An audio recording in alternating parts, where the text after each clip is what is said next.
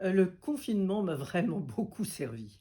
Ça a été formidable pour moi parce qu'effectivement, être confiné en ne voyageant plus, d'abord, mon quota à kérosène a beaucoup baissé et c'est vraiment très j'en suis très fier et je me suis recentré sur moi-même et j'ai essayé de faire quelque chose que je n'aurais jamais fait s'il n'y avait pas eu ce confinement. Donc j'ai, écrit mon autobiographie et ça a été absolument formidable pour moi parce que c'est quelque chose que je n'aurais absolument jamais fait. Et donc tous mes souvenirs sont revenus ou presque et j'ai essayé de relier en fait dans cette biographie et à la fois ma vie et mon œuvre. Parce qu'effectivement, dans toute mon œuvre, l'art et la vie se mêlent, quoi. Il y a porosité totale.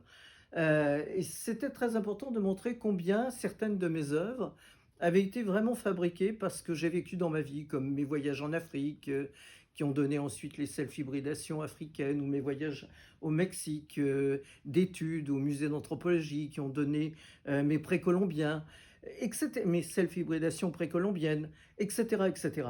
Donc, je suis très excité d'avoir écrit cette biographie qui est en fait la vie et l'art de Madame de Saint-Orlan.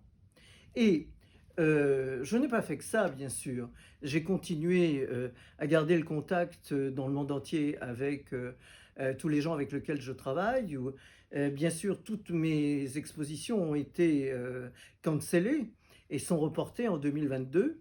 Et vraiment, j'ai aussi investi, comment dire, j'ai fait des choses que je ne fais pas encore. Par exemple, j'ai fait beaucoup de dessins, chose que je ne fais pas d'habitude. Beaucoup de dessins. Euh, Ça, par exemple. Et aussi, j'ai prévu, bien sûr, d'autres séries que celles que j'avais faites avant le confinement. Et donc, là, j'ai travaillé à partir de mes robots, de mon orlanoïde, celui que j'ai fait et qui pour le moment m'attend à Dublin. Avec le confinement, je n'ai pas pu aller le voir et on n'a pas pu le développer. Il devait, parce que c'est un work in progress, et donc ce robot qui a déjà quand même beaucoup de choses technologiques, il y a de l'intelligence artificielle, il y a aussi de l'intelligence collective, de l'intelligence sociale, mais aussi un générateur de texte et un générateur de mouvement. Et c'est un robot qui parle avec ma voix parce que j'ai enregistré 22 000 mots que j'ai mis dans des MP3 séparés. Et à Dublin, ils vont le développer encore plus technologiquement et bien sûr avec l'intelligence artificielle. Donc, puisque je n'avais plus ce robot, j'en ai fait d'autres, mais en les dessinant, en les composant, avec uniquement des matériels de recyclage, parce que ça me paraît vraiment quand même très très important. Actuellement, on fait beaucoup de choses avec les nouvelles technologies et les robots, etc., mais effectivement, c'est pas très écolo. Donc, j'ai essayé de faire des robots avec des casseroles, avec des trucs de voiture, avec des paniers de machines à laver, avec etc. Et bien sûr ma tête, comme dans l'horlonoïde. Et je les ai mis en fait dans des paysages avec des animaux qui sont en voie de perdition, des animaux qui sont des espèces vraiment menacées.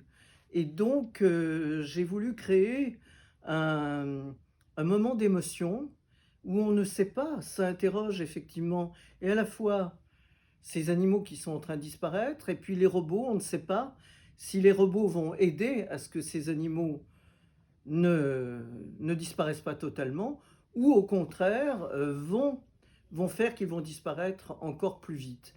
Donc c'est cette interrogation-là, qui est une interrogation vraiment de mon époque, que j'ai eu envie de mettre en place pendant ce confinement, parce qu'on espère tous qu'effectivement, après ce moment terrible qu'on a vécu, qui est comme un film de science-fiction et qui est très difficile, on voulait absolument essayer de repenser ce qui allait se passer après, ce qu'on ferait.